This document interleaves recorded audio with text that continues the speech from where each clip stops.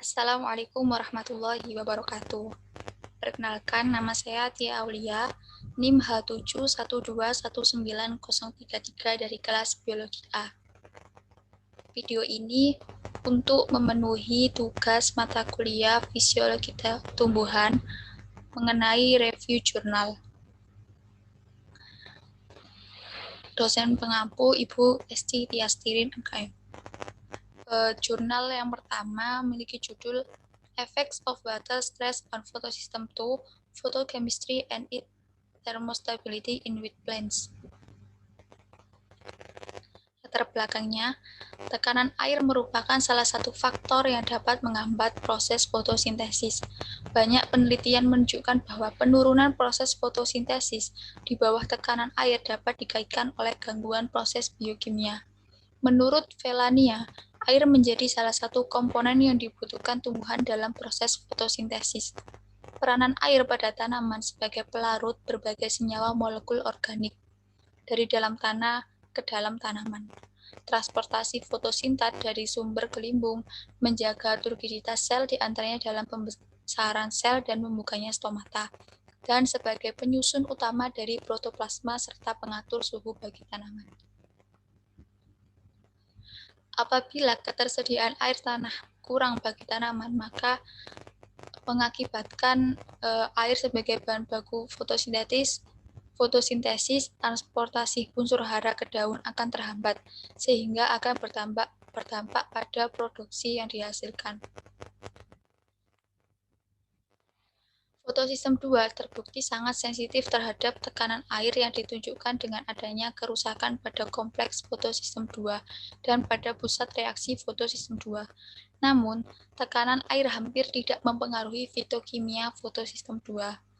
Adapun pengaruh interaksi cahaya terang dan kekeringan pada fotosistem 2 telah diteliti secara luas yang menunjukkan kekeringan merupakan predisposisi kerusakan fotoinhibitori pada fotosistem 2. Berbagai tekanan lingkungan yang terjadi secara bersamaan, di mana respon tanaman terhadap beberapa simultan tidak dapat diprediksi dengan analisis faktor tunggal dan kombinasi satu faktor stres lingkungan yang berbeda, yang akan mengakibatkan munculnya faktor intensifikasi tumpang tindih atau antagonis.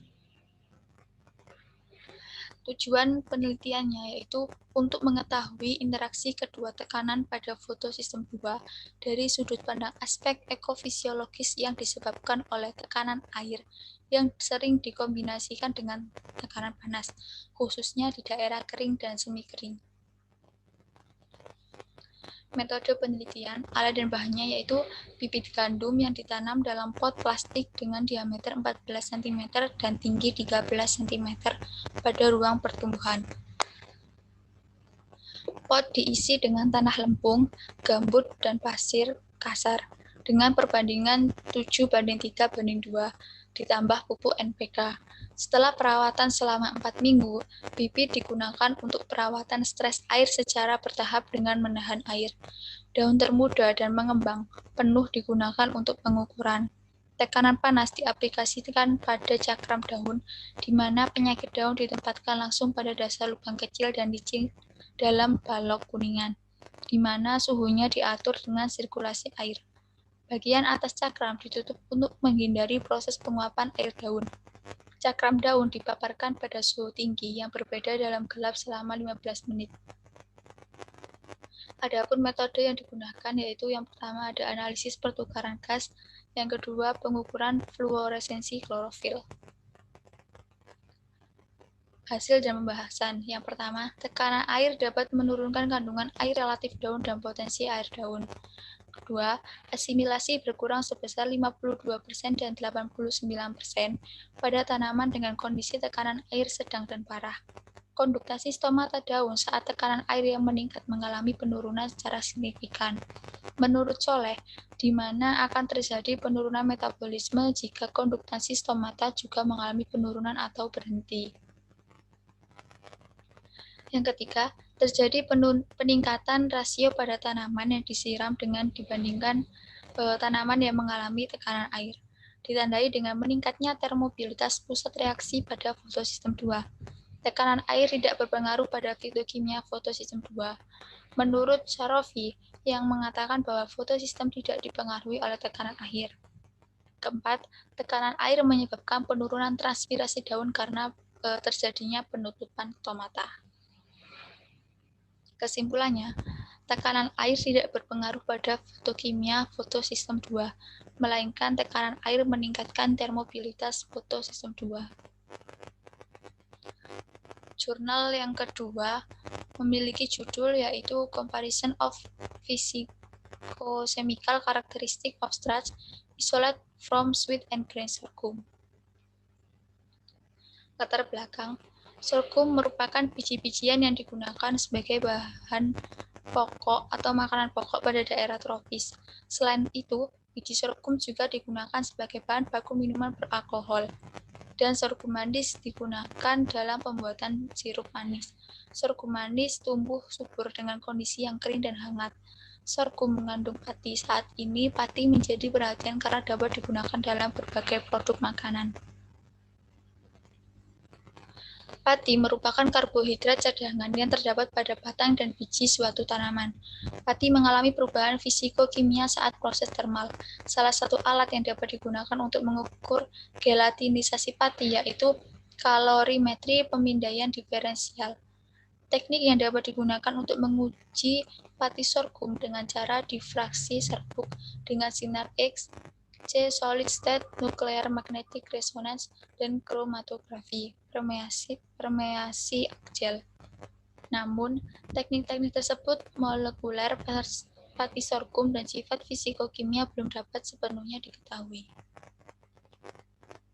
Tujuan penelitian yaitu untuk mengetahui karakteristik, sifat fisik, dan kimia dari berbagai jenis sorghum sebagai penentuan jenis sorghum yang akan digunakan untuk bahan baku pangan dan industrialisasi.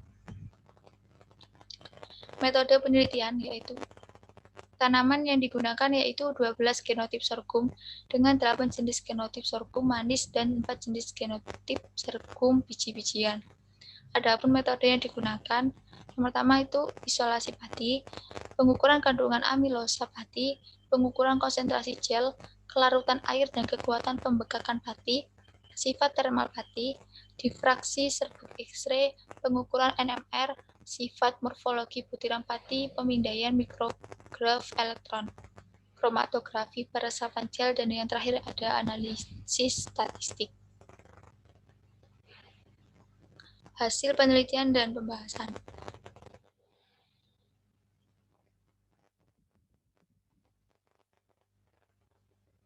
Hasil penelitian dan pembahasan.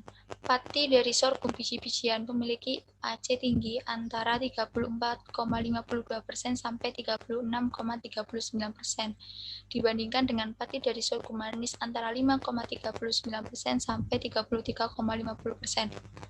Hasil tersebut menunjukkan kandungan amilosa yang terdapat pada pati tinggi. Menurut Buck-and-Ley, jika kandungan amilosa semakin tinggi, kapasitas penyerapan air dan elastisitas semakin menurun, sehingga menyebabkan kekerasan yang membuat tekstur menjadi padat. Konsistensi gel mulai 89,0 mm sampai 157,67, di mana 89,0 menunjukkan varietas biji-bijian GC terendah dan 157,67 menunjukkan varietas manis GC tertinggi. Kisaran varietas biji-bijian dari 89,0 sampai 125,5, sedangkan varietas manis dari 95,0 sampai 157,67. Menurut Polnaya, nilai konsistensi gel dapat mencerminkan pengaruh kombinasi dari kandungan amilosa dan amilopektin. Indeks kelarutan air mulai 10 sampai 95,0% dan daya kembang mulai 3,0 sampai 20,0. Pati tertinggi terdapat pada varietas sorghum manis GL4 dan GL6, sedangkan nilai WSI terendah terdapat pada varietas sorghum biji GL1 dan WAD. Swelling power atau SP, pati tertinggi diamati dari varietas biji-bijian RRG dan SP terendah diamati dari varietas manis GL4. Hasil menunjukkan WSI tertinggi dibandingkan dengan varietas biji-bijian, sedangkan varietas biji-bijian menunjukkan SP tertinggi dibandingkan varietas manis. Sifat termal pati varietas sorghum manis sedikit lebih tinggi dibandingkan dengan varietas sorghum biji. Butiran pati dari varietas sorghum biji dan sorghum manis menunjukkan bentuk poligona atau bulat tanpa ada perubahan bentuk yang jelas di antara keduanya, di mana permukaan partikel pati sorghum manis halus dengan beberapa penyok, sedangkan pada butiran halus sorghum biji tidak terdapat bekas penyok.